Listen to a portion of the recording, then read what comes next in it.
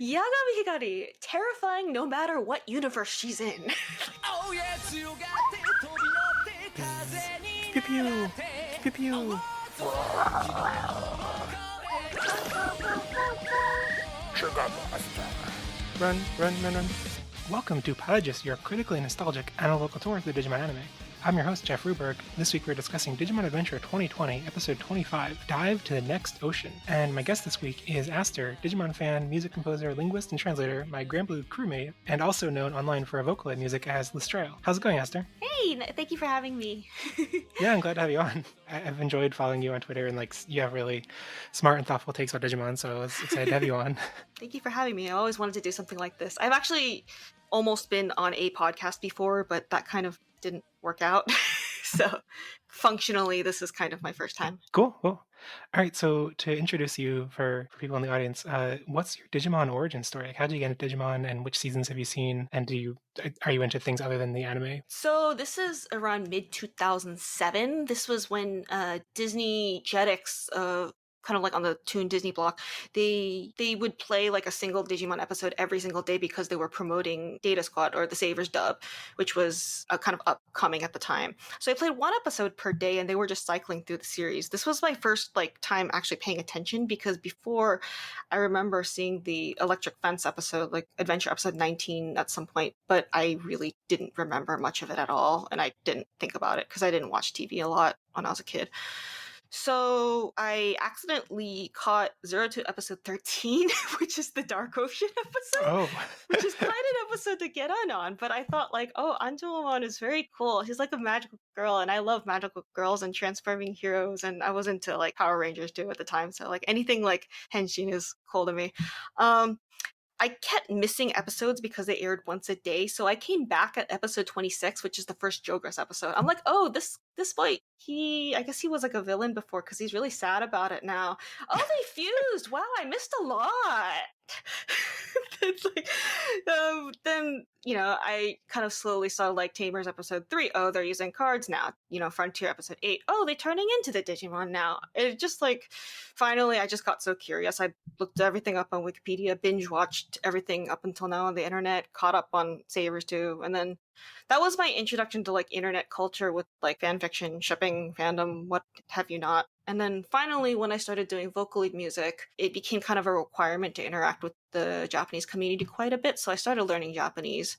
So it kind of got to the point where I was basically importing stuff, including I played Cyber Sleuth in Japanese when it first came out, and watched Atmon as it aired in Japanese as well. So after this year in the pandemic period, I rewatched everything and drowning in import Blu-rays. So I'm basically pretty, I'm generally familiar with the video games. It depends on which game and manga and stuff. So I'm pretty thoroughly well-versed in pretty much everything. I have seen everything in Japanese. I have seen up until Frontier in full dubbed, Data Squad /Savers and Crossword /Fusion. I have seen dabbled in the dub a little bit, but I did not see it all the way through. And you generally, my impression is you vastly prefer the Japanese version over the English dub. Well, yes, but I am intimately familiar with the English dub because I did watch it several times when I was 12, so I am very familiar with it, yes. Okay, so here's an interesting question. You're only the second person I think that I've had answers on the show, so I have no idea what kind of responses are typical. But if you had to invite 3 Digimon characters to a dinner party, who would they be? Miyako from 02, Haru from Atmon, and Arata from Cyber Sleuth. And there is no particular meaningful reason other than the fact that I like the things they come from and think the different perspectives would be interesting, and they'd all behave at the dinner table. I consider Yuko, but the problem is that she would eat everything on the table. And Masaru, I just feel like I wouldn't be able to entertain him because he would probably get bored with anything I have to offer. So Yeah, I feel like if you had Masaru there, it would just it would become all about him and no longer that, or he would just get really bored, and I just feel bad. I'm a terrible host here. I guess Miyako has some spunk, but not in an impolite way to dinner table, probably. The 02 kids are generally very polite when it's around strangers and stuff. They're only really out of control when they're with each other. Mhm. But when it comes to like being around like elders or strangers or anything like that, they generally are pretty good at keeping themselves pretty polite. So That's a good answer. All right, so let's do a quick lightning round. Favorite adventure kid? Koshiro and Joe Senpai, I'm not picking one. I narrowed it down. That's good enough. And favorite and least favorite seasons? Um, Zero Two for emotional attachment, Savers for closest thing to nostalgia, Atmon just for series writing in general. Least favorite, I assume we're talking TV series only, right? Uh, you can include the only thing that doesn't fall into that category is try, right? Am I Yeah, missing something else? You can include try if you want. it's that one, yeah. Okay. Going into the reasons why would derail this podcast, so I'll just leave it there. Favorite Digimon? I like the entirety of the Lunamon line, so I guess Lunamon. Hmm. Did is that affection from the video games or I just like the design, the theme in general. and favorite villain? Kurata because he gave me the most catharsis to completely beat the hell out of. I like that feeling. Mm-hmm. Also because I think there's a special class of villain who is hateable specifically because you know someone like that could actually exist somewhere in your Yeah, vicinity, and it's really visceral. yeah. It's like he's definitely cartoonish to an extreme, but like it's based in a reality, and Very unfortunately. yeah, in recent years, maybe even more realistic than we expected. Yeah. But Yeah. all right, so I know you have trepidation about this question, but okay, it's my favorite, so I'm gonna ask: hottest Digimon take? Let me try to say this in a way that's not going to take forever for me to explain because I'm just worried that if I say this too quickly, like people would just read me completely the wrong way. So, yeah, it has to do with localization and dubbing. I remember Toya in an earlier episode. He's a friend of mine. He said about something about basically it would be kind of necessary to almost redo kind of all of the localization structure from scratch. And mine is kind of a sequel to that, which is that I think there's this kind of a problem where people put this bizarrely ridiculous pedestal on the American English dub to the point where it gets a little unrealistic. Like the idea that it didn't change much just because the plot didn't change much, even though it changed the characters a lot, which means it's very hard to have a very consistent conversation because sometimes one person is talking about the Japanese version, one person is talking about the dub. They cannot agree to disagree, and so it just becomes a fight. And that's especially with anybody who had a dub that was based off the Japanese version. So I have friends who grew up with the Latin American, German, Brazilian, Portuguese dub. They have actually complained to me that they don't know half of what the English speaking fan base is talking about, even though they hang out in the English speaking fan base. They didn't grow up with that dub. They kind of feel like the Anglosphere fan base is kind of shoving it down their throat almost because you're expecting it to consider it an equivalent to the Japanese.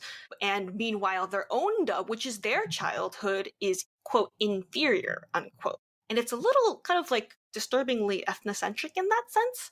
And so, because it's such a sacred cow and you can't talk about it critically, I'm not even saying like you shouldn't prefer it. Like, there's a lot of really good reasons that it might hit harder to you.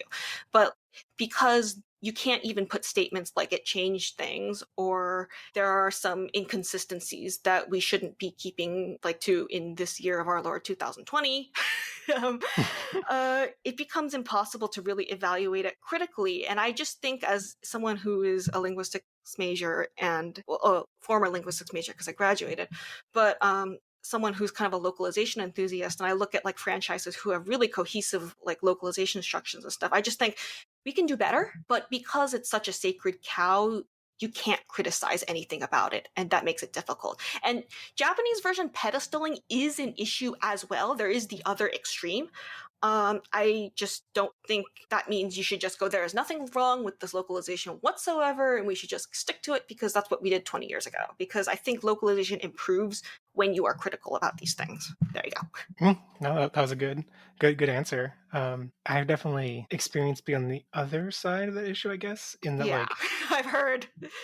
and sometimes I feel like scared of the community that doesn't like the dub. That like in covering and focusing on the dub until new stuff like Try and this reboot, that like people seem to like be almost angry towards us, and I was like, Okay, we never said that, like, I mean, maybe we said things like the dub was good, but, like, I don't know, I Yeah, feel like it was like it's like an extreme with no like happy medium. I think that is kind of the problem here. And like I'm in a weird situation because I did technically grow up with the dub when I was 12 and not like 6.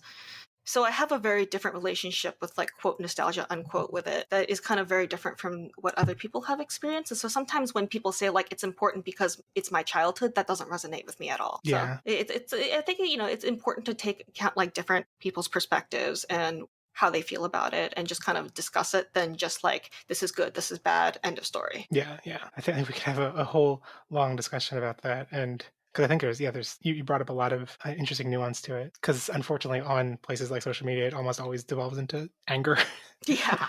which I guess happens on social media in Yeah. general. But all right, so for a less controversial opinion, what have your thoughts been on Adventure 2020 so far, and what was your favorite episode? So I was initially about to boycott this anime actually because I was really like upset about like adventure milking in general. Full disclosure, I adore adventure, so it's not that I don't like adventure, but so I don't think it's really to say I don't think it's rehashing adventure. I think other than some surface details, a wink, wink, nod, nod, blah blah blah, it's enough of its own thing that I think I can safely evaluate it on its own without saying it's because I'm comparing it to adventure. If anything, I'm comparing it more to other kids' anime or other kids' shows in general. I watch like tokusatsu too, so like I'm just kind of generalizing how I would evaluate it at this point, which I think is fine. I'm a really cushy, like softy, so I don't really think very hard about how well the story is written as much as it's just I want there to be some kind of emotional resonance. I come from the creator's perspective. I want to kind of hear what the creator has to say. Something meaningful or just through the characters. A good story is a plus, it helps, but it's I only start really scrutinizing plot once I get past the issue of like is it emotionally resonant. So I'm not gonna say that like this anime doesn't have creative ideas, but so far I kind of wish they would have a little more like things to be emotionally invested because even if you raise the stakes like oh there's like they're about to blow up the city or something like that, there's no sense of like what's important, what's what will be lost, is it your family or when in Atmon where they kept like fleshing out the Fujimizaka, the town that they lived in, like what's the kind of thing that are at stake to be lost if everything blows up. And we don't really know these characters very well. Even right now, I don't feel like I know what they prioritize, how they feel, what they're thinking about, where the background is coming from. So when last week's episode, came on, and I thought it was kind of interesting because last episode you guys thought it was one of the better episodes of the more recent slab, if I remember correctly. But for me, I was actually extremely clocked out last episode. Like, oh, the stakes got raised again. Yay! But I did think the first core was actually better than the second core. I kind of liked how they were being a little more artsy about like the world building and stuff. So actually, I am glad I am on the podcast for this episode and not last episode because this one actually I like quite a bit better just because I thought there was like the interactions were a little more interesting and stuff. And this is entirely a taste thing because I know no less than like 3 people really personally who are super enjoying like everything about it because they like the action scenes and like the other things that are not necessarily my taste. So I'm not like mad about it or anything, and I'm not even like disappointed as much as just like well this kind of feels like a Pendulum Z advertisement more than anything. But I'm I'm not mad or upset or hating or even disliking would be a very strong word as much as just kind of like, okay, it's happening. So we'll just get the popcorn out, keep watching, see what happens. I'm curious. Mm. I'm glad to hear that you enjoyed this episode more than the last, and we're excited to talk about it because I was worried that like I scheduled to have you on, and the episode aired, and I was like, oh no, I'm giving Aster such a bad episode. You know, I'm a really critical person, but like what I like and what I don't like is very distinct from how much I criticize it. Like when I first played Hacker's Memory and I wrote a personal gaming diary entry of it, it was basically 20 paragraphs of me just like eviscerating the writing and the pacing, and then the last paragraph was I really like this game. So I think just like I generally try to be about as positive as I feasibly can about something. So it's kind of like just because I have a lot to criticize about it doesn't necessarily correlate to like how much fun I was having. And conversely, there's a lot of things I think are really good, but I'm just not that into it. So Yeah, I feel like that feels very similar to my arc with the show, where like in the early episodes where I was really into it, I ended up writing like really long blog posts, like detailing the episode and like listing up lots of flaws and things, but then being like, I still loved it. And now I'm like, I can't be bothered to write anything about the show anymore. like, like I'll talk about it and I have lots of things to talk about, but like once I'm done recording the episode, I'm like, I can't be bothered to write words down. well, you guys on the podcast, I'm like ripping it apart. Even I was like, I thought I could be a critical person, but Well, I do worry about that in the abstract because I think having the podcast format and like walking through the events of the episode makes it so easy to like nitpick things. And then I'm like, am I only nitpicking things because I've made a format where I'm only doing like a routine where I nitpick things? Like I don't like that. So I worry about that sometimes, but like yeah, because I do think it's easy once you're like if you're so focused on listing out the details, then you lose sight of the bigger picture. yeah. And I worry that maybe I do sometimes, but hopefully people enjoy that aspect of it. Yeah. This is why I say, like, I don't generally start scrutinizing the plot until, like, I've concluded that there's nothing else that's appealing to me. Because it's like, there was this one time someone was live blogging the original adventure, and they got to episode 13, the infamous one where Angemon dies, and they were like blasting everything about the plot events that were basically making that like what they call like a diabolus ex machina, like just basically something there specifically to cause angst. And like I think like me and all of my other friends who were watching that live blog were like, yeah, but it's sad. So, Like if it works, it doesn't really matter if you can like nitpick it apart if it landed for you. yeah. I'm curious actually a follow-up for something you said a little bit back when you mentioned that you like media to like give you a message. Do you feel like Digimon generally, like most seasons, give you a message at the end of it? It's not necessarily like a preachy moral or anything, but there's something you want to say. Like adventure is about like, you need to understand yourself if you want to grow, or just like talking about real issues that actually impact real kids. That was one of the like biggest things that like this is a more realistic depiction of actual children than most kids anime at the time. Zero Two talked like a lot about like the what happens when adults put too much pressure on children to be like upheld to unrealistic ideals and how that kind of like tears them apart. You can go further and further into like I think every series it doesn't have to be the core theme, but every so often it talks about like this is a real issue you should think about, going all the way to like Atmon, which is talking about like this is why you should be careful about IoT. So it doesn't even have to be like moralistic or preachy, but fiction is a kind of a way of communicating with people, I think. So there is just something you should be like there what is the thing you are trying to communicate, I guess. Is kind of the idea. Mm-mm. All right. Well, on that note, I guess we should dive into this episode. Sure. Episode 25, Dive to the Next Ocean, aka Eldoradimon Fall Down Mode, aka Fall Guys Ultimate Malimon Knockout, aka Eldoradimon City becomes Terminal Vala City. Oh boy, the sins I've committed. Um, so, just a note: the spoiler policy for this episode.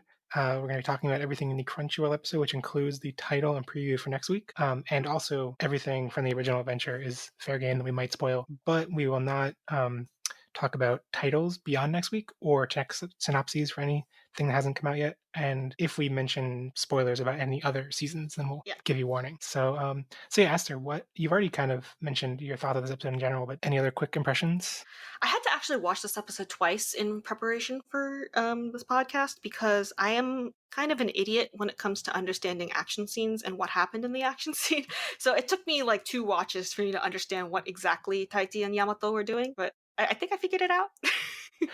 I do you do you my reaction hearing that is like that the action scene didn't do a good job communicating things to you, but it sounds like you're not taking the negative impression. I think I'm bad at it in general, though. Like, even with things that are supposed to be clear, I tend to not pick it up very quickly. So I don't think that's something I can blame the episode for because this is a me problem, historically speaking. Well, I definitely had that same impression, and I had to not even just go back and rewatch. I had to go back and rewatch it and write down notes Oh, to really wow. follow what was going Okay. on.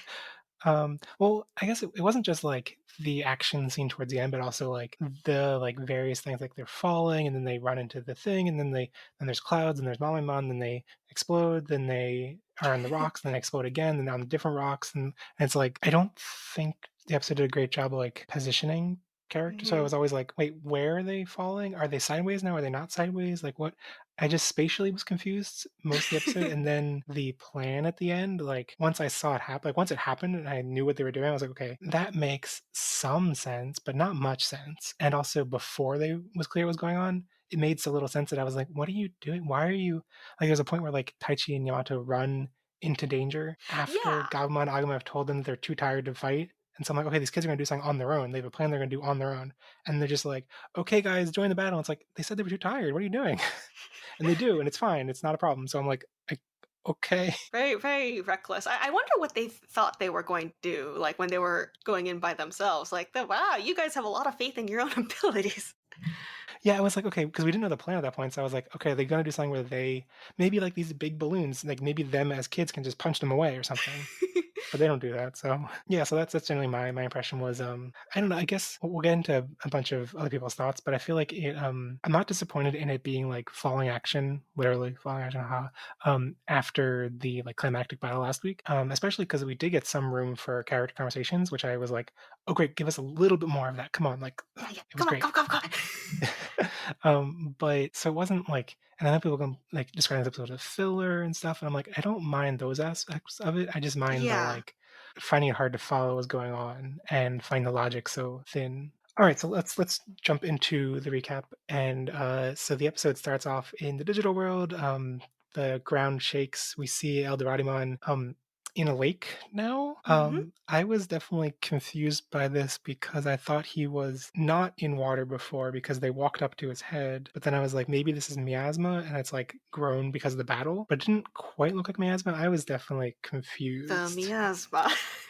And then Eldoradimon starts to fall into the lake, and we see him falling into the water or miasma or whatever it is, and we see like mountains behind them that don't move. So I was Hmm. like, okay. And then after we cut to the human world and cut back, suddenly they're just in the air falling, and I was like, and they talk about how they're confused what happened, and I was like, I guess they. It would have been too hard to animate how they fell out of this continent somehow, so they just didn't do it. It happened off screen, and where everyone's confused. Like, aren't you living through the events? Shouldn't you know what happened?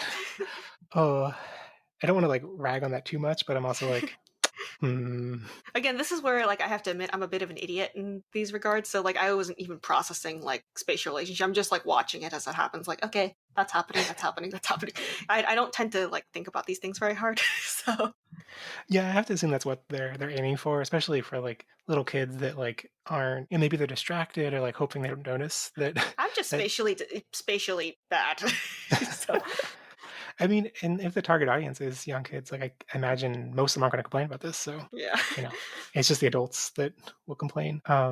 But then in the human world, meanwhile, we see that there are planes taking off from freighters, and the American president chimes in. An American president that I do not recognize.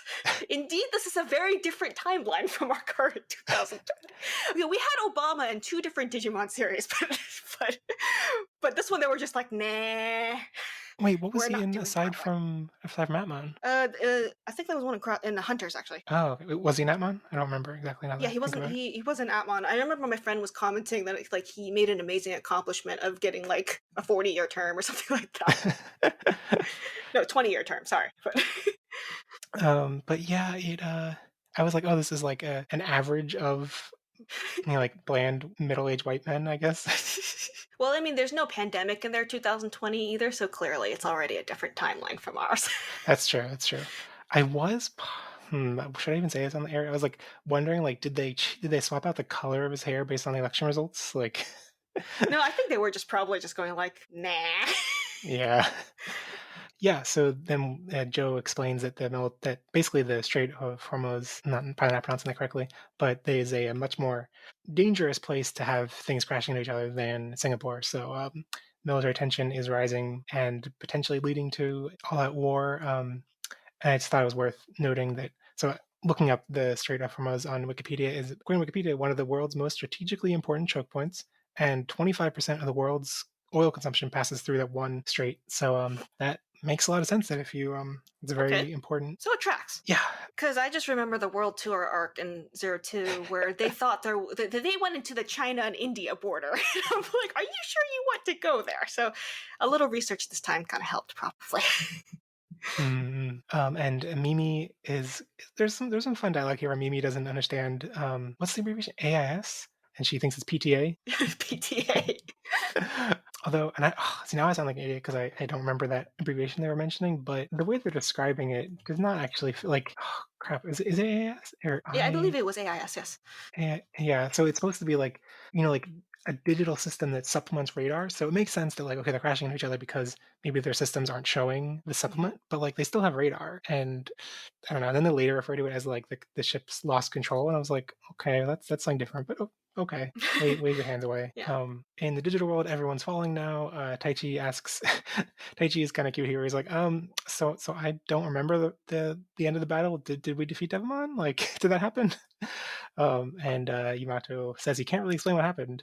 I got the impression that Yamato was just like, I think we should like spare him the agony of knowing Oh, what happened. There's just like I just like that like how are you gonna break it to someone like yeah you went you died or got whatever or like didn't really die but like you like got like vaguely possessed and then your Digimon evolved into something really like awful and almost killed all of us. I don't think that's something you can just tell someone, you know.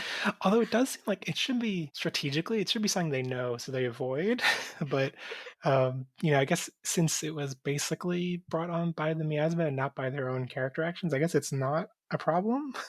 Yeah, I think the implication was he didn't remember it because of like all that, like in not really being in full control of his faculties, which is kind of the complaint I had about regarding last week's episode. Because even if it was climactic and it was kind of scary that he went berserk, that's not really his fault. Yeah, it's weird in the aftermath that the only people who know what happened are Taichi and Yamato, or Yamato and Takaru, and it's like, okay, that's weird. Like, Yeah. but yeah, so back in the human world, Koshiro is like tracking all of the ships that can't be controlled anymore, and Atler Kabuterimon spots an outbreak of Zeromon. I did not remember Zeromon at all, but Well, it's one of the ones that they like brought up that like had barely any attention in the franchise up until now, and then they're like bringing it up for this anime. Like mm, it's one of those. Like there's a lot of those, but yeah, it looks like it's been in a bunch of different video games, but this is probably the most high profile appearance. yeah, I think it's like probably like the LCD toys and stuff. And while they're discussing this, Hikari just like creeps into the frame, and it's like, Yagami Higari, terrifying no matter what universe she's in. yeah, she's just creeping. It's weird because like I feel like up until this point, she wasn't that much of a creep or that much of like a I don't know like unsettling presence. I don't think I don't think in her, especially in the original Adventure Zero Two, she wasn't necessarily unsettling, but you also kind of got the impression because she never really, she was, canonically, they discussed this as part of her character, she never expressed her feeling well. She's really bad at expressing her feelings. So because of that, she's like the one who could totally want, like, screw you over without you knowing because, like, she doesn't discuss how she feels at all. But in this case, they're kind of playing up more of the, like, unsettling mysterious aspects of her, like I guess the fact she looks like she's creeping on them basically. But back in the digital world, they start to fall through a swarm of Mamemon and Big Mamemon, and yeah, the Mamemon attack Eldoradimon. The kids end up pinned below a rock, or like to the side. I couldn't tell they were to the side of or below a rock. I think they're basically supposed to be like falling slower than the rock, so they're basically like it's kind of like a rock parachute. But that's not how rocks Yeah, work. I was thinking they're falling awfully slow. Like, is this Yeah, digital world physics or something? Because I mean, it could be. yeah, that would make a lot of. I wish they just, if that were the intention, I wish they mentioned it because that would explain a lot of things. For like, oh, just weird physics. Like, wave your hands away, and then be like, okay, don't worry about it. It's just weird digital physics. But Yeah. yeah. Well, anyway, Mamemon starts to blow stuff up. The kids fall again. They keep getting blown off of various rocks and then falling. And like you've always been falling though. Like it shouldn't be that different. But anyway, they're saved by Leomon's crew. Him, Spadamon, and Falcomon, and the Peckmon come and save them. And Patamon basically like translates Eldoradimon's call for help explains that Eldoraimon's been alive since ancient times and weakened by miasma swamps. They're basically invoking Frontier here with, like, the sacred holy Digimon has now in baby form and is now vaguely prophetic. um, Mm-hmm. yeah, but it's redoing Adventure Patamon, but it's Frontier Patamon in a certain sense. But I actually was pretty interested in his role in this episode of sorts, in that he's vaguely prophetic, but also still actually isn't just vaguely prophetic, because he is clearly interacting with Takaru in a pretty interesting way. So Yeah, it's like it has that vibe of being like he's telling things from prophecy or something, but it is I like how it's grounded in like, oh, he has memories of his past life and he just knows his information. Like he just, it's grounded in realistic mechanics. he still feels like a character rather than just like a mouthpiece for prophecy, I guess. Yeah, yeah. Which I am starting to get a weird vibe though of like the imagery of like Takaru holding basically Frontier Patamon, who like knows all this stuff they shouldn't know. And I'm like, okay, it's weird to see. Like I'm used to like, Angemon's evolutions feeling more mature than Takaru, but Patamon feeling similar maturity level. So it's weird to see Takaru and Patamon with mismatched maturity levels. It's a little bit weird. Little, yeah, especially when Takaru is this young, because there is 02 Takaru and all Yeah, that. yeah, But yeah. for this age of Patamon, it is kind of interesting in that, like, yeah, we don't have troll Patamon anymore, or OG sometimes whines about things a lot of Patamon. But I do also think, though, they did up Takaru's maturity level a little as well, because in the original adventure he did have himself together, but the way I would put it is he had himself together too much. So if he decided on something, he would be really stubborn about it. So there's a kind of interesting difference there as well too. Mhm. I also thought it was interesting, like given how much this show has not had. I guess what I'm saying is I like how Eldoradimon's not being verbal was handled through Patamon, like translating basically. Yeah, that one was interesting. Yeah, because I kind of have been wishing that more of the Digimon besides the Leomon squad would talk more. So that was kind of an interesting way of tackling that one. Yeah, like in the abstract, I wish more Digimon just generally talked, but I appreciate that, like, maybe I think there's an inherent goofiness to large Digimon like Eldoradimon just talking in conversation. Like, so I kind of appreciate that it's like, okay, I wish all the Digimon talked, but like, if we're not going to get Digimon talking, like, it fits for Digimon like this. Yes, yeah, I think so. So I I have issue with this one part where Taichi basically like Tucker is like, oh, we should save Eldoradimon. Like I wouldn't have met Patamon if it weren't for Eldoradimon. So like it's really important that we save him. And then Taichi's like, okay, I have a plan. And then I guess it's Leomon that like says like, do you have a plan? He's like, yes, I have a plan. And then later, Taichi like asks Leomon to do something for him, and I'm like, so you didn't have a plan. Your plan was to ask Leomon to do it for you. Like, Well, I mean, to be fair, it is like the unspoken rule of plot writing that if you explicitly delineate a plan on screen, that plan will fail. yeah, it's So, true. So the only way to make it succeed is to not say it and just let us see it happen. I think it's a general frustration I've had with this. I feel like it's happened at least, this feels like the third time or so where Taichi and Yamato have been like, we have a plan. We're going to nod to each other in like a silent bro moment. And that'll be our communicating the plan. And it's like, and I feel like media is generally, I can't think of specific examples, but it's like, I guess I'm thinking of like a heist movie where like you clearly pan away and it's like, okay, that they rehearsed and discussed the plan off screen and we just didn't see it. yeah. But these moments are they're blurring the line between like, did we not see it or did they not say it? We don't know. Yeah. Um, yeah, in the human world, basically, these scenes are like they're really just like a tiny little interlude to pad the runtime. I feel like if you had them all in one segment, it would be like nothing really happened in it. Because Hikari's just like, oh, what's going on? And they're like, oh, it'd be too hard to explain. Boats keep crashing. I do like the fact that, like, they're doing a really bad job, like, hiding the fact that they're doing something very important from her. Like, they're just like, we're not doing anything important. We are all going to now huddle around this computer, very panicked looking. Like, of course, this, like, young girl is going to be staring at them like, are you sure you're not doing anything interesting? And they're not like using code words. They're like, oh man, World War III is gonna break out. So, I can't really blame her for staring at them. Like, guys. It would be cute if she was like, "Oh, what's that video game you're playing? It looks fun." They're like, is that like a war simulator? Like, can I join in? Can I hit the buttons? Like, Oh God, you should fear her if she joins a war simulator. I ever since that line in our war game when like she refuses to come home because she's winning the game, I have generally felt that she would probably be the most secretly competitive person out of any group she's in. Mm. But that's original Adventure Hikari. That's not this Hikari. So Well, yeah, so back in the digital world, Taichi and Yamato leave the Digimon behind, which the show is explicit about because we see like the Digimon shuffling back and forth between the Pekmon. And then here's the plan that I found so frustrating. And oh, I mean, Taichi has Leomon punches Eldorado, uses Fist of the Beast King Juoken to punch Eldoradimon's head, which I guess makes him look up, which then makes him flatten out. And I'm like, if he could have just raised his head and fixed this the whole time, like, I guess I'm thinking too much about the physics of this. And now that you mentioned the idea of just digital world physics being different, I should just accept that and just like not complain about it, I guess. But I kept expecting things to work like real world physics and then being confused.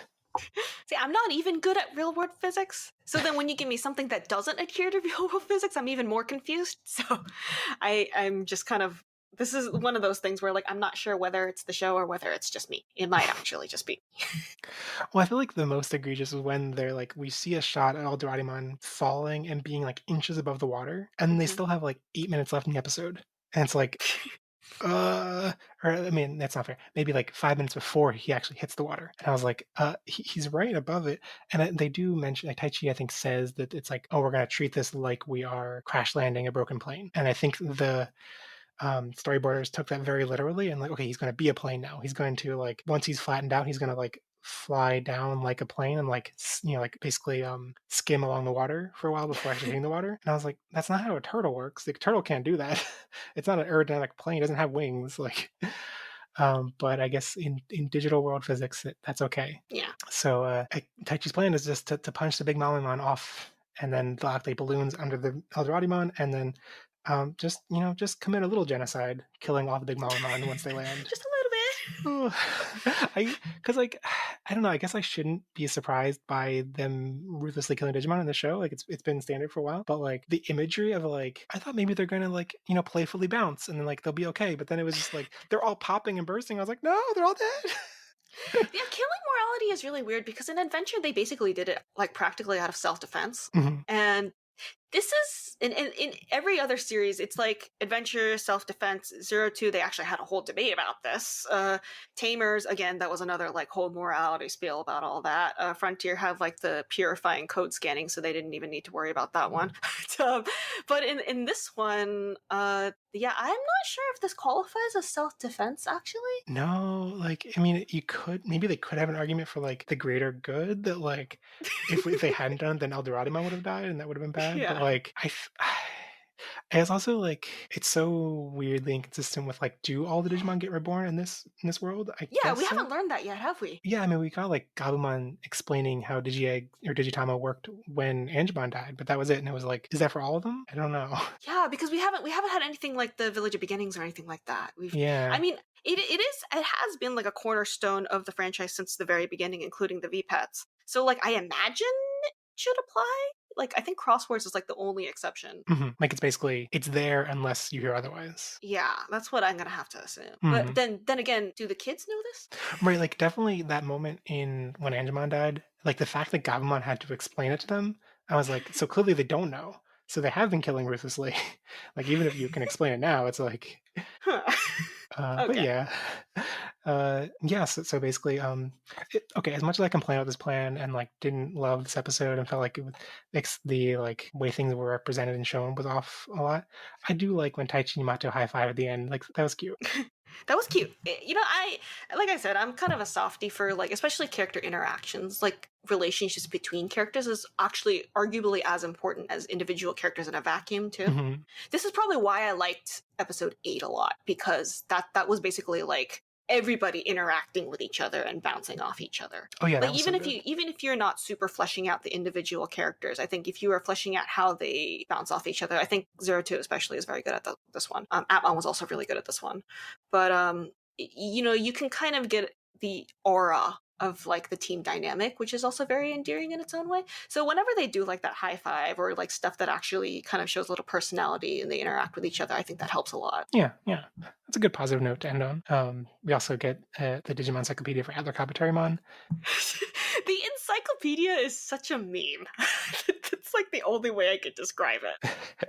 Yeah, it's been I kind of soured on it now after it's not even fair, but like after the was it the Garudamon one? There was one that was just like there was oh sorry, no, it was the Lilymon one where it was like there was no joke there. It was just like an observation that like anyone who's ever seen the show has made before, so it's like Not even a joke. yeah. But like I do feel like a little kind of like about the fact that like there's only like a punchline at the very end because the end of episode sequences that they do, this is like a very modern kids anime or even kids show thing because they do this in the other like toy produced shows mhm, nowadays. But like usually it's like a whole skit. right. But like now it's just like info dump and then one line at the end for like because we realized we had to make a joke.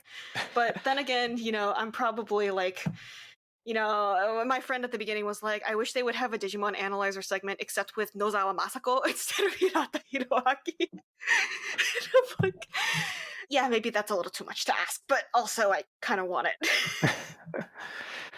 Oh, yeah, I miss the days of like Atmon and Cross Wars having like yeah, like you're saying, the whole concept of it was fun and like it was fun throughout. It wasn't just like I don't know. I guess this one feels so reined in and restricted because it's like clearly just using reused footage and like what can they say with reused footage?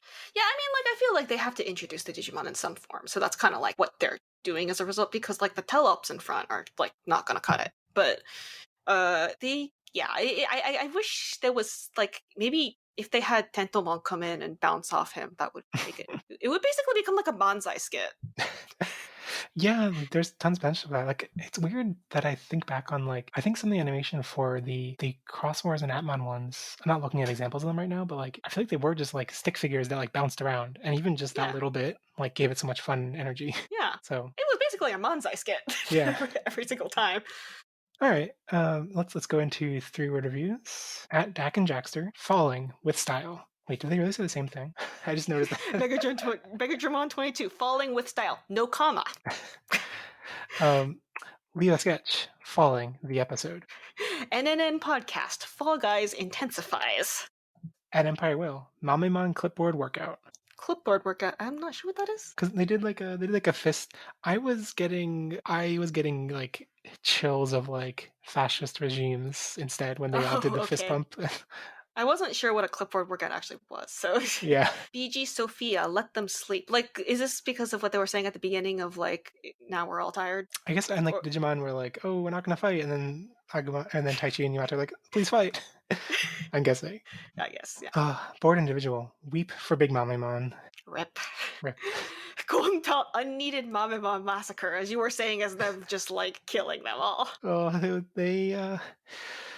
oh, yeah, I'm just imagining like the contrast to the original show where like Mimi like had funeral for Digimon and stuff, and now we're just letting them all die. Oh, first agent ARP, wrong filler, guys. Andy Lucas till TT, trauma, what trauma? Well, he forgot most of it. I guess the Yeah, question is more about the brothers.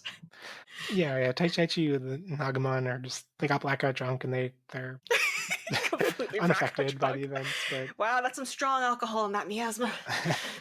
yeah, I guess miasma is just alcohol, like uh, pastelmon art, digiphysics, I guess. Steve Boa, waste of time. Harley Quinn USA, it Frigimon sucked. They didn't say You, Frigimon. you They need said to get like a bleep thing for the editing stage.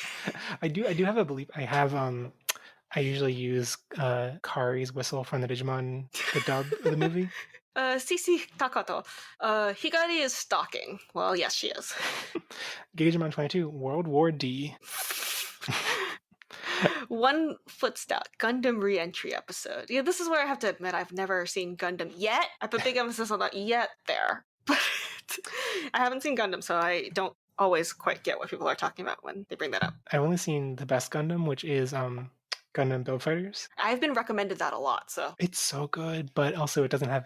I also don't understand standard Gundam references because like yeah, yeah, there's it's no not. re-entry necessary when they're just Gunpla they're fighting with. They're not actual Gundam. Gundam Build Fighters is like it makes like all other kids anime look worse in comparison. So Maybe it's good to Well, not I watch love it. kids anime, so it's good. Joseph Snosif, Torterra use Splash.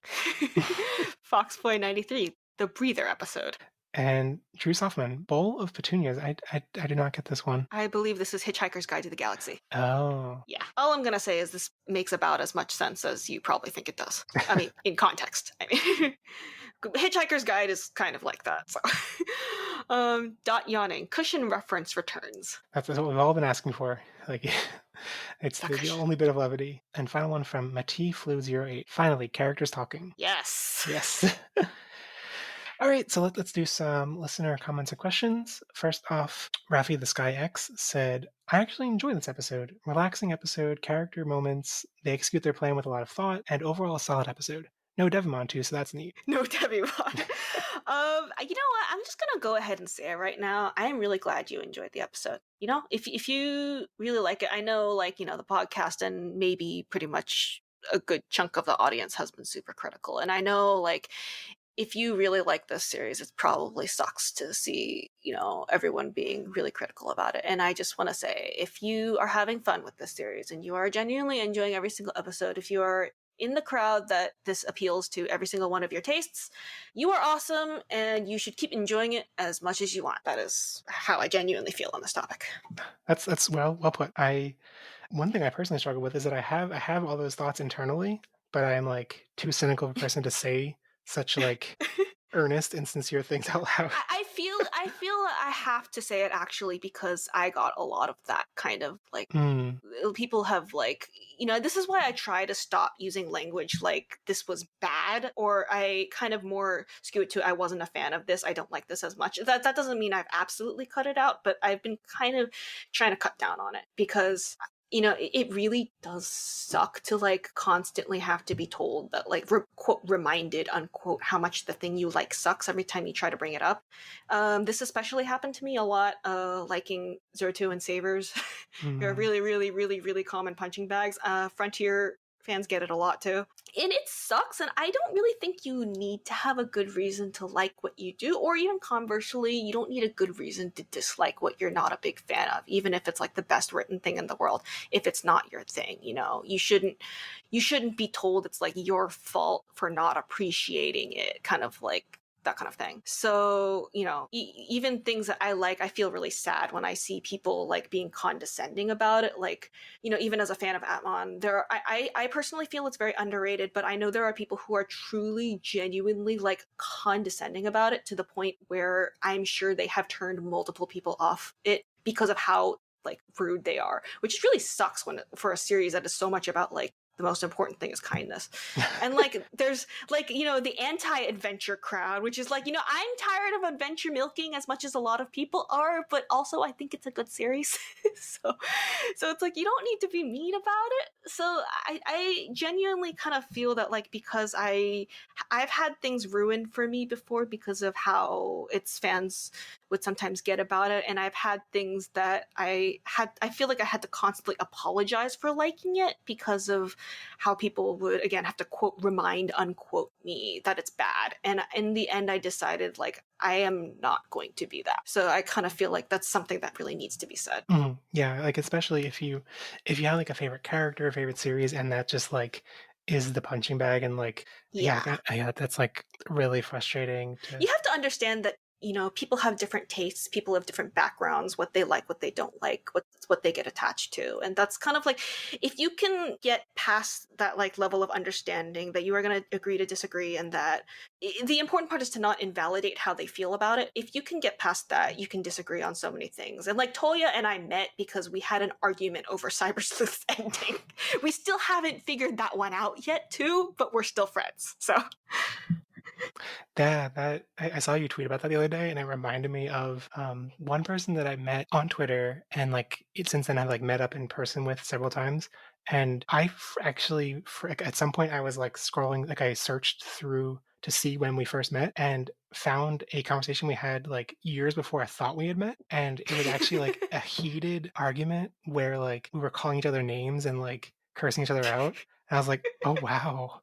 Well, I think it was like it was about okay, cultural context matters. It was about using the C word, which is extremely offensive in America, but this Yes. person was from Australia where it's not offensive at all. Yeah, And yeah, yeah. yeah, it was a debate about like a different content creator, how they were from Australia, but using it for an audience full of Americans and were otherwise being very sexist. So I was kind of like, shouldn't you be mindful of your audience of people outside of Australia that would find this offensive? And they were kind of like, no, you're at, it was a whole heated debate. But like it was funny to look back on that and be like, we hated each other and then like forgot about it and then we're friends. So like but no, I think back more on topic. Like I also like I used to do a lot more like joke posts on Twitter that were like like out of context. Like someone says a funny thing and then like add a caption, like the standard format where it was like the structure of the joke was just punching down on something. So I was like, Yeah. okay, like insert frontier, insert cross wars, and then post it out, and like most people will find it funny, and then like I think maybe I forget if there was actually a person that was offended by it that made me think about it.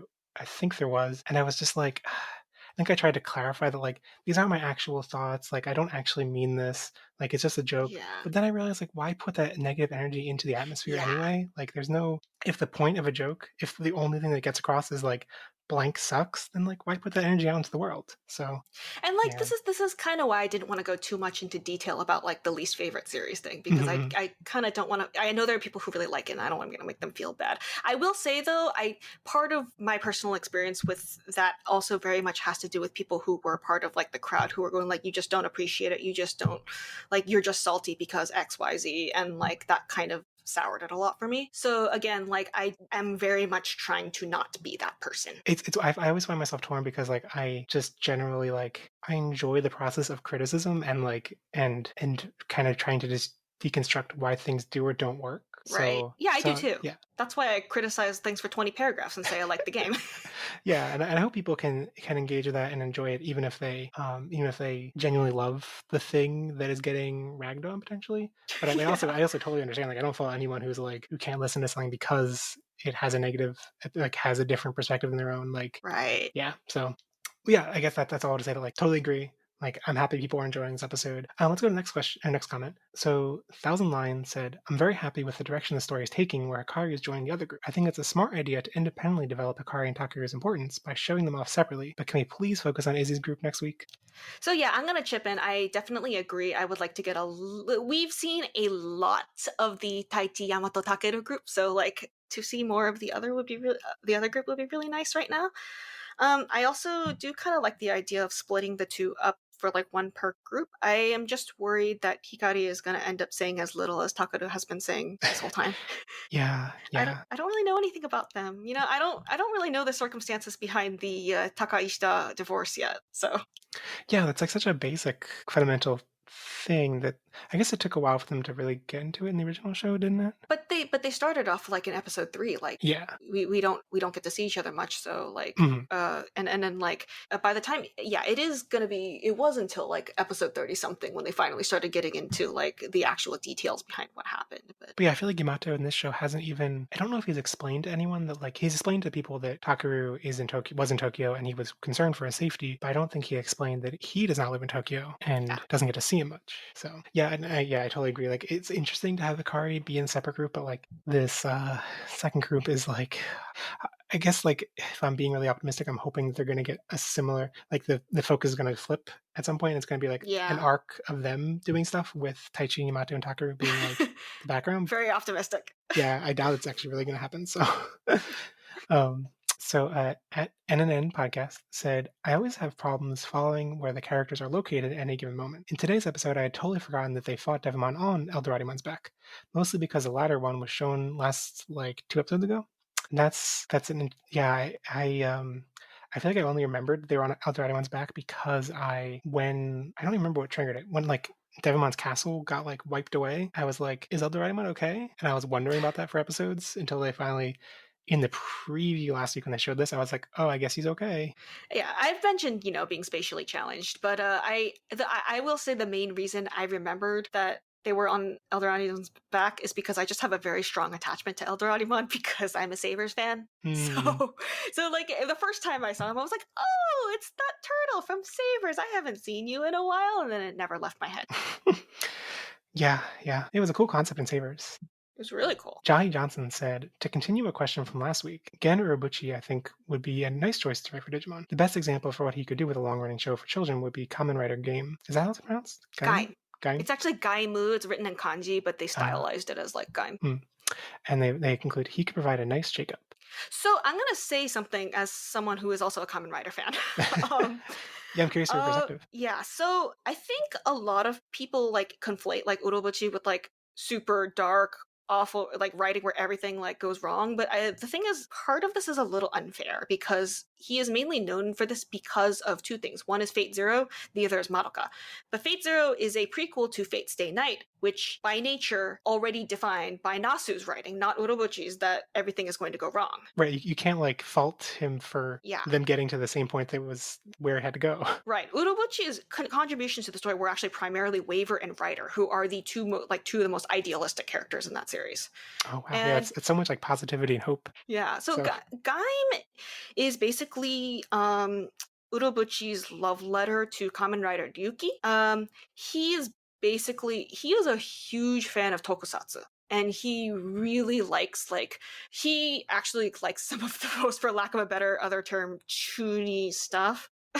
So he's actually really into like fun as much as he's into dark stuff, like things that are both really, really messed up, but also things that are also kind of over the top and silly. And I do think it could be an interesting like way to approach a Digimon show. Not that like Tamers hasn't already done this too. Gaim is dark, but it also slams fruit on people's heads. It's very funny. um, I don't think Urobuchi is above criticism per se, especially in terms of like female characters and certain other ways he approaches things. But I do think the idea has merit. I do think it could be interesting. The only caveat I have is that there are some people who were really alienated by Gaim because of how like suffocating it could get at times, and it is not too far off from how Tamers does that to some people sometimes. Not because the show is bad, just because it just feels a little too much. So that's like the only major caveat I would have with that. yeah, I see your like concern that like it could be too similar to Tamers, but I also think like we've had enough distance from Tamers now that like if there were a show that like in vibe was similar to Tamers, I don't think most of the fan base would find it a fault. Well, that's the thing that like I think it could be good and bad because like I'm not talking about necessarily being similar to Tamers. I'm just using it as the closest like frame of reference. That like there are people that I know who say like they cannot watch Tamers because it was too much for them. So that's all. But it's like a question of taste. It's not a question of like writing quality. And again, there's other people who would like totally want something new and fresh like that. So I think I think it's a good idea. I'm curious, do you have any other like to address the question that this commenter is referring to? Do you have any other thoughts about anime screenwriters that you think would be interesting to tackle Digimon? The funny part is that a lot of the screenwriters I know have been on Digimon already. Yoshida Reiko actually, like, that was one of her earliest works before she moved on to work at Kyoto Animation and all that. And the funny part is actually the writer that I would have wanted for Digimon most for the longest time is writing this very series. It's just that I don't think this is his best work. But yeah, the writer for the series also did Inazuma 11 and Danfo Senki and a lot of other kids shows, and he did a really good job. I think he's not a miracle worker, but if you give him good direction, he does really good with it. So I would say he's kind of like a safe writer more so than anything. But I was really hoping he would write a Digimon series someday, and I guess I kind of got a monkey's paw here.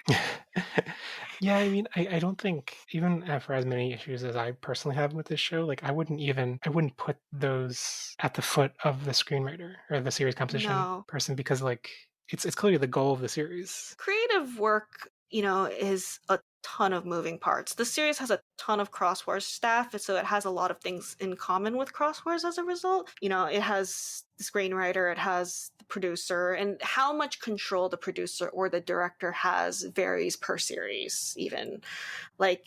Even like the difference between Tamers and Frontier. Like Tamers and Frontier have the same director, but they have completely different screenwriters. And the approach just completely changes even because of that. So it kind of really depends. And I don't think it's the end all to like I think their style will definitely show, but then there are certain things that could completely take over. From Precure, there was a situation where for 2.5 series, we had a pretty infamous producer who has made some pretty controversial decisions. And that was definitely something where I think it was pretty obvious the producer's mark kind of overextended over anything else that could have happened. So it really depends. But, obviously for any work, you want to get the best staff you can get and something that works well together. Yeah, I think like from the perspective of to the heart of the question, like it would have. I think the kind of thing that we might want as fans is like a screenwriter coming in and given like kind of like complete control over like how the direction, the entire not literal like directing, but like the Yeah. direction of the entire series and like foundationally what the kind of thing it's going to be aiming towards and stuff. And we don't know. It definitely seems like the vibe of this one is that it's not like all set by a single writer, or that No. it's like it's aiming for a specific thing that is. So I don't know. Yeah, I didn't realize that that you were looking forward to this writer's take on it. And that's Yeah. disappointing to know them going into it, and then I mean, like I said, I've just seen him do better. It's one of those things where it's like I know what you're capable of doing. I have seen you do some pretty amazing things.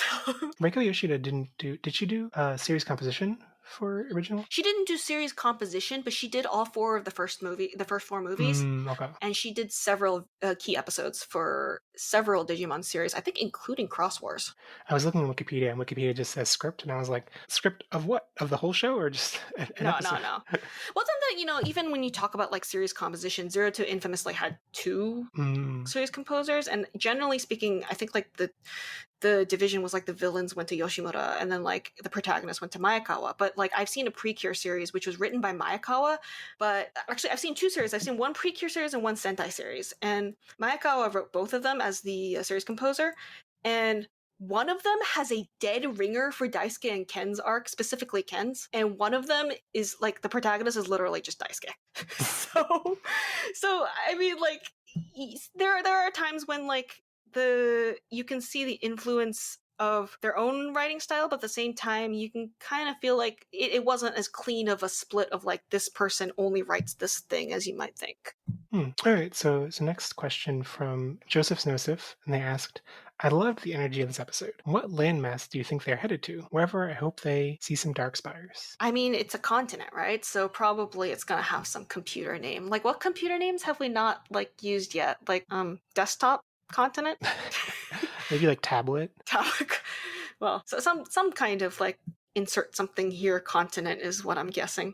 I'm still formulating my thought on it, but like my gut reaction is I like the idea that we thought Cloud Continent was named that way because of like the connection to Holy Digimon, and now it's like, oh no, it's actually in the sky, it's floating. And it's like, okay, that's why it's Cloud. It's a pun. Yeah, but there's like tons of like CPU, hard drive, solid state. Yeah, I hope they see some dark spires. I've been like just hoping they leave everything 02 related out of it.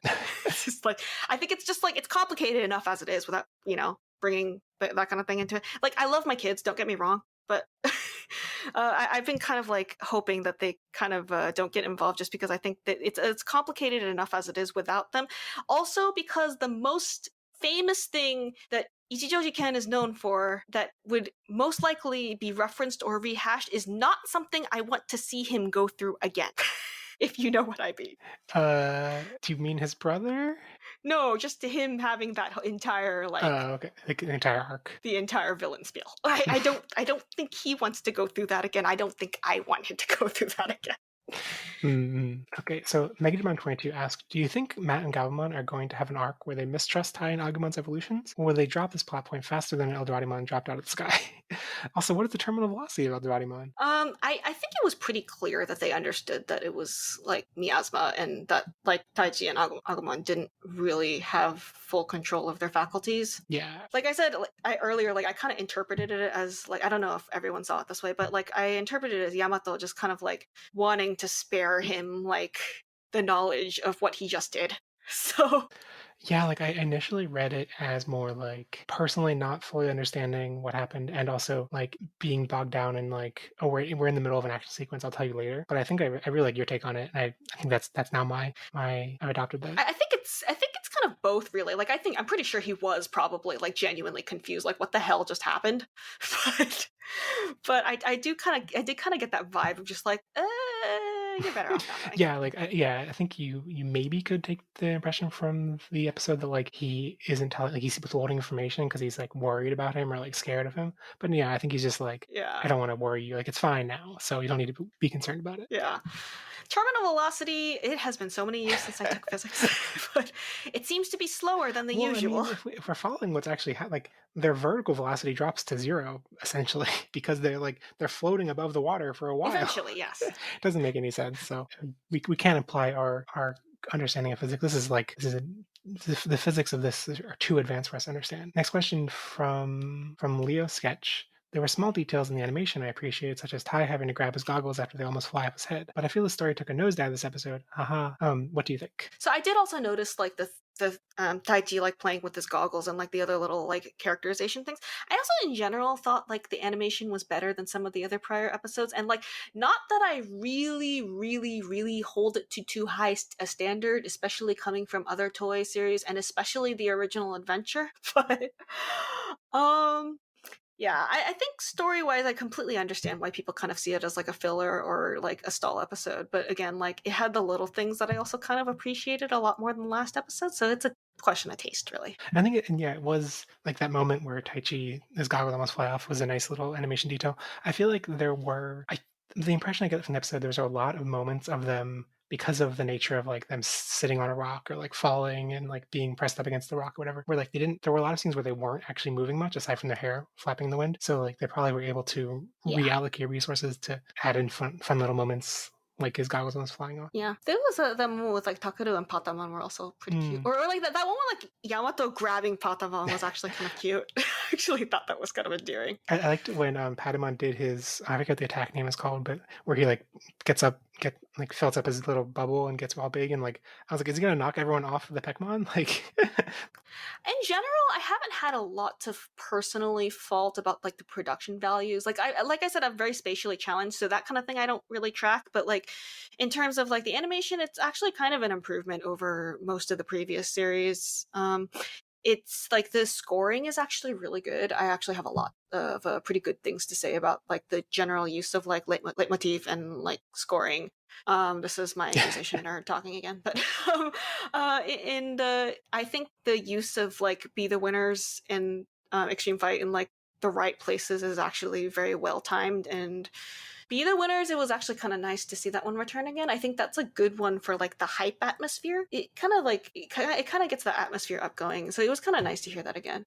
But that kind of thing I haven't really been in the mood to nitpick that much about. Yeah, I feel like the animation quality, it's been so bursty. Like it's weird comparing it to old Digimon seasons because I feel like it's been so much less consistent than those, where like it has much higher highs. I don't know about that.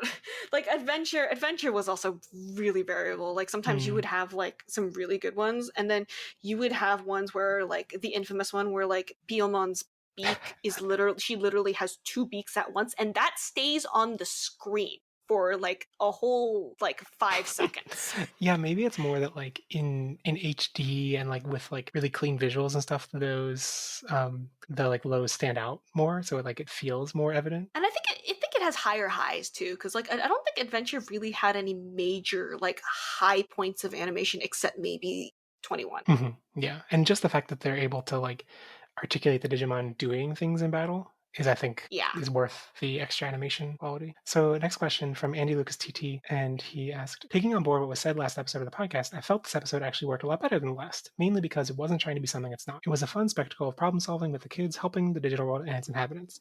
It reminded me more of the zero.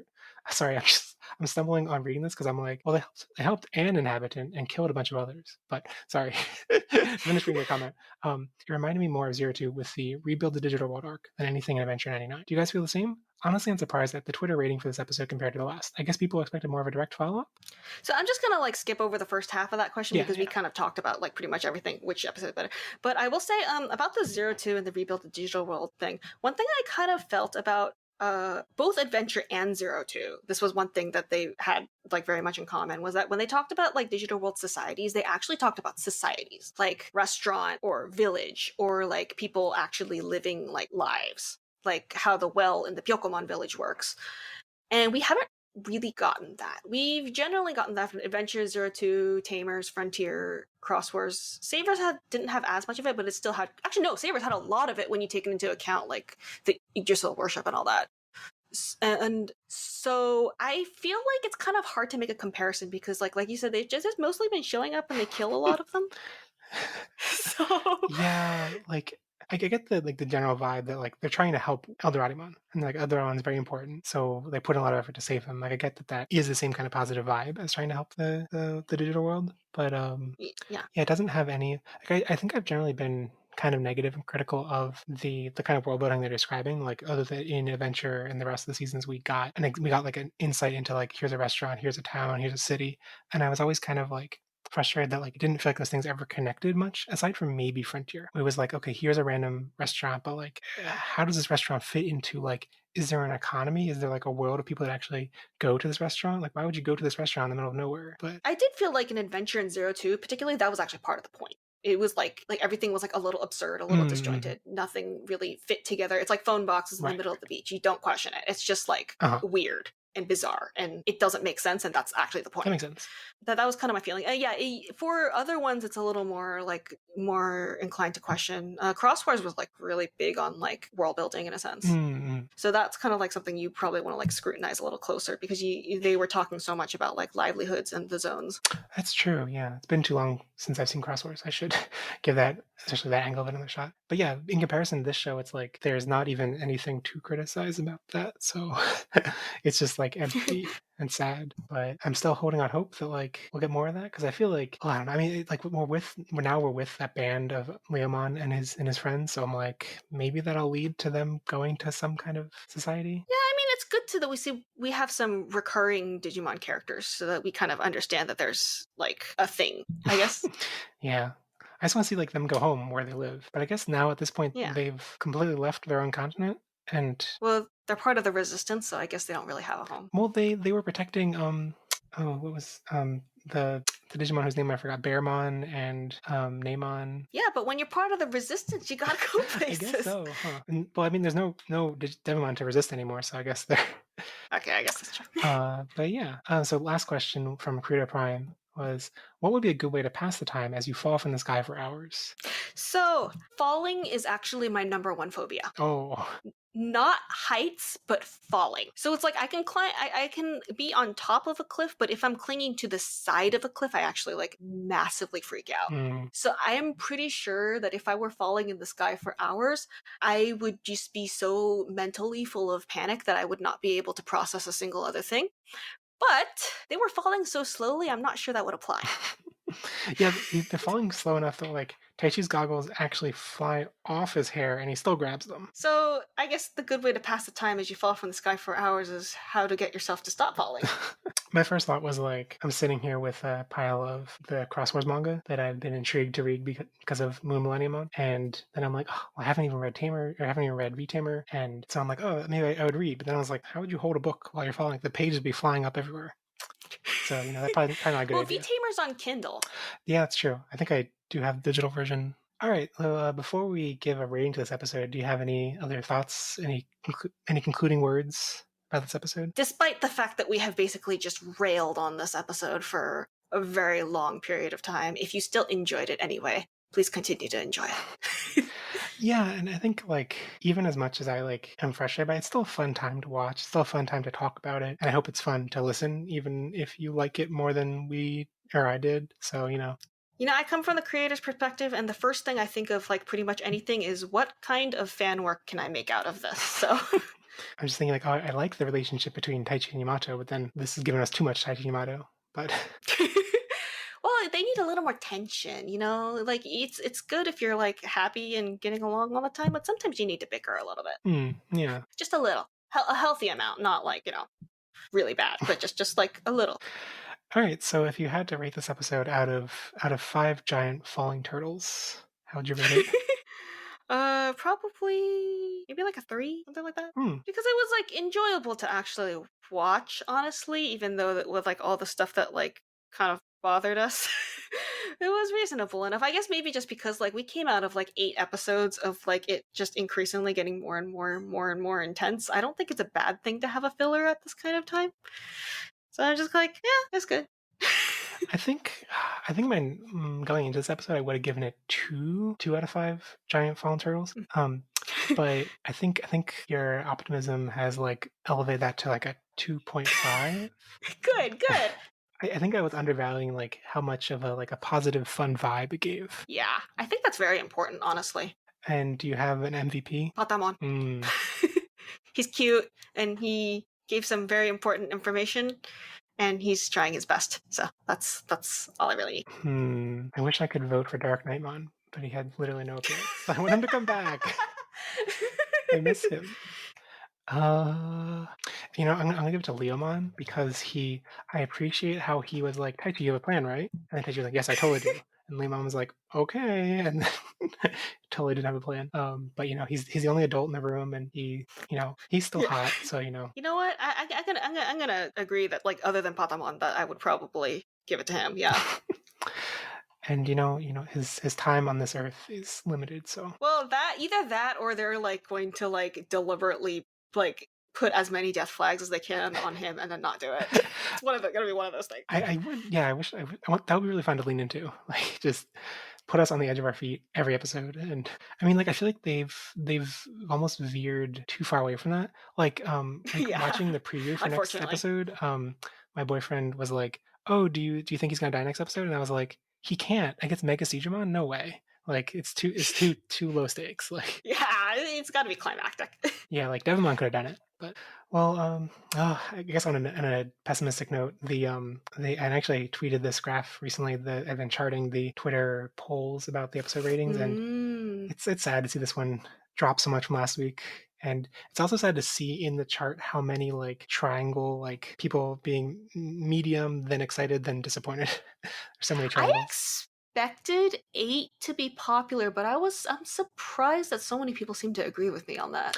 Oh yeah, I think 8 was one of the best of the series. Oh, actually, I think looking at it is the highest rated. Yeah, that's why I was Yeah. pointing that out. It's interesting. The thing that I find most surprising about it is how low 7 is. The 7 was the one with Joe. Like I thought that one was like pretty good actually. I had 2 major issues with it, but the one that I'm willing to say on this podcast is that I think because you're a chosen child is a really bad reason to do anything, and so he is completely right about that. Hmm. Because in the original Adventure and Zero Two, they made a point that just because you have a Digimon partner doesn't mean you're a chosen child, and they also made the point several times that being a chosen child doesn't actually mean jack. It just means that we gave you the toolkit and you're doing whatever you want because you're a good person. So it was kind of like it's not actually the so-called chosen one trope. It's just that like you were in the best position for us to give you these tools, but because you're a good person, you're going forward and doing it anyway. But like 7 was kind of the epitome of the you have to go because we are a chosen child, and it's like, but that doesn't mean anything to me. Yeah, that makes sense. That makes sense, and also like is I think like 10 layers of nuance above what the show can handle. At least in terms of like we just haven't gotten like any character writing, or not. Maybe I'm being too hyperbolic. We've gotten so little character writing that like Very little compared to most Digimon yeah, series is how I would put it. yeah. So on a maybe optimistic, maybe pessimistic note, looking forward to next week, episode 26, break through the sea monster barricade. The narration says that Taichi's party is against the odds in the ocean surrounded by Digimon. We see Mega Digimon, lots of swimming. Do you have any thoughts, expectations, hopes? Well, whenever it comes to the next episode previews, I don't think we can top starting off with Taichi dies. Even though that didn't really actually happen, but like I was looking at Yu-Gi-Oh memes for like a whole week. So I don't think anything can actually really top that. I forget. I remember seeing this tweeted out. I forget who said. Maybe it was you. I can't remember. But they're like pointing out that like everyone forgets that like the whole like what's his name, Junoichi, Jonochi. uh, Jonochi. Jonochi. Like the point is he doesn't die. Like it says he He does dies, not but actually die. See, but yeah, no, that was actually me who pointed that okay, out. okay. But yeah, yeah, no, I mean that's just like hilarious to start off right off the bat to like almost meme degrees. So at that point, I don't really think about it anymore. But in the ocean surrounded by Digimon, so Mega Digimon is again like mini boss level. Yeah. So obviously this isn't going to be like a super major conflict. So I think if there's one thing I want to stake hopes on for the next episode, it's that I do hope they go a little more into like more of the society building, or like even like the fan Beamon level kind of thing. We had like that really cute fan Beamon that was like voiced by Kogumi. I forgot they existed. That was a while ago. Yeah, it was a really long time ago. Yeah, but like I think like more of those kinds of moments maybe would be like one thing to maybe look out for. Yeah, I guess I'm kind of like hoping for, if I were to like lay my expectations out, like I hope they get to the continent or wherever they're going soon in this episode and don't. How long did it take them to get to Server Continent in the original series? It was like one. Was it 1 or 2 episodes? I think it was 2 episodes. I don't remember anything happening after they go to the convenience store underground before they actually get there. But I think like like they didn't actually like reach it at the end of the episode. Was like what I'm remembering on that like beautiful flash animated ocean.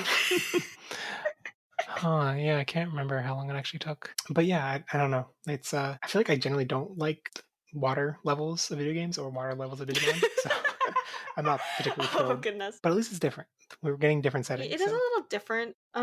Yeah. There are a lot of different.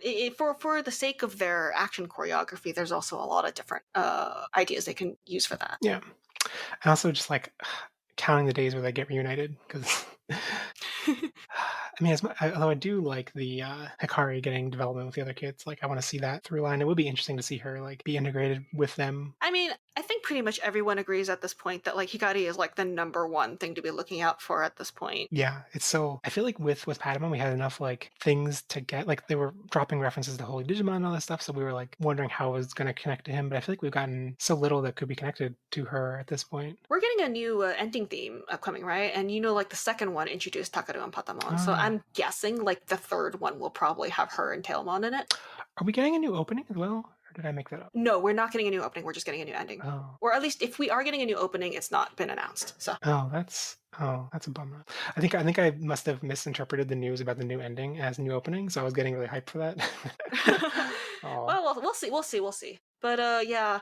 I mean, I've been making jokes actually about like how they've been selling so much merch about like Takaru and Hikari even before they even were regularly showing up, because they were hoping that you would probably be buying them because of the original kids. And so like I was thinking like the original kids should just like sue them for using their likenesses.